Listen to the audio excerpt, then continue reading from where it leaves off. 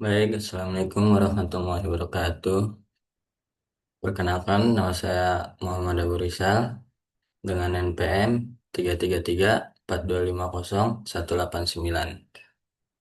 Di sini saya akan m- mempresentasikan tugas UTS dengan dosen pengampu Muhammad Nur Hasan Asidik, STMMT, dengan mata kuliah pengantar manajemen industri.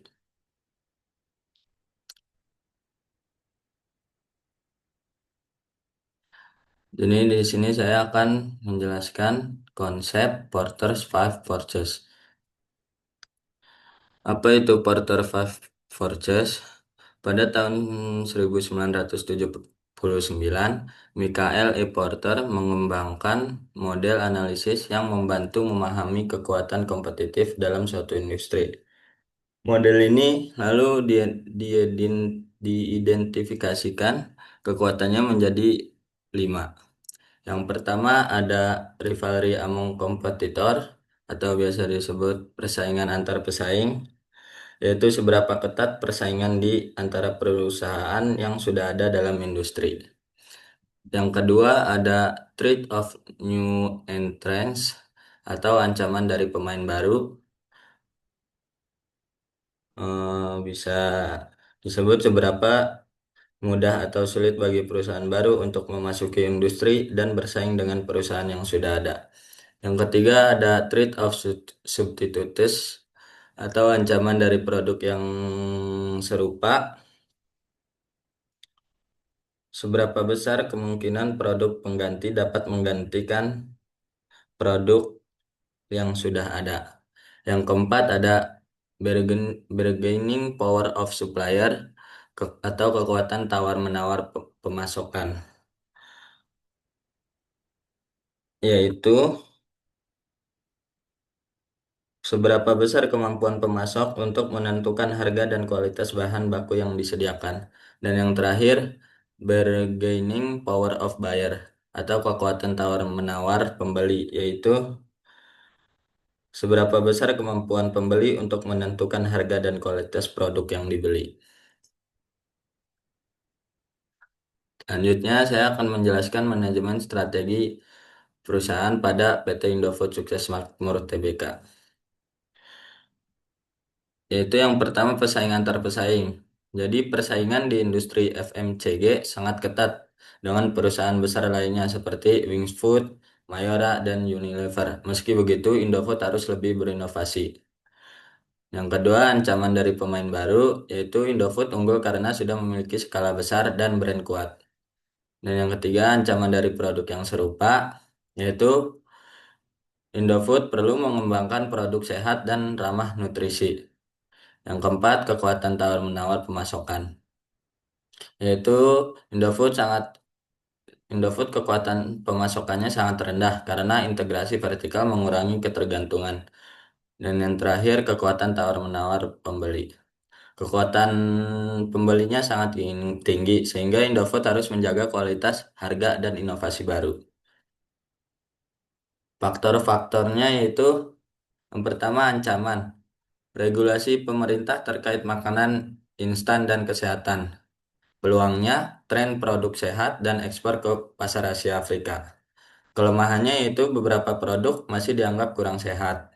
Kekuatannya yaitu brand kuat dan dikenal luas. Selanjutnya, perbandingan pada dua perusahaan. Di sini saya mengambil dari perusahaan PT Indofood Sukses Makmur Tbk dan PT Mayora Indah Tbk. Jadi PT Indofood Sukses Mayora Makmur Tbk adalah perusahaan multinasional yang bergerak di bidang makanan dan minuman, termasuk industri produk makanan bermerek, makanan olahan, dan minuman yang merupakan salah satu produsen produk konsumen terbesar di Indonesia.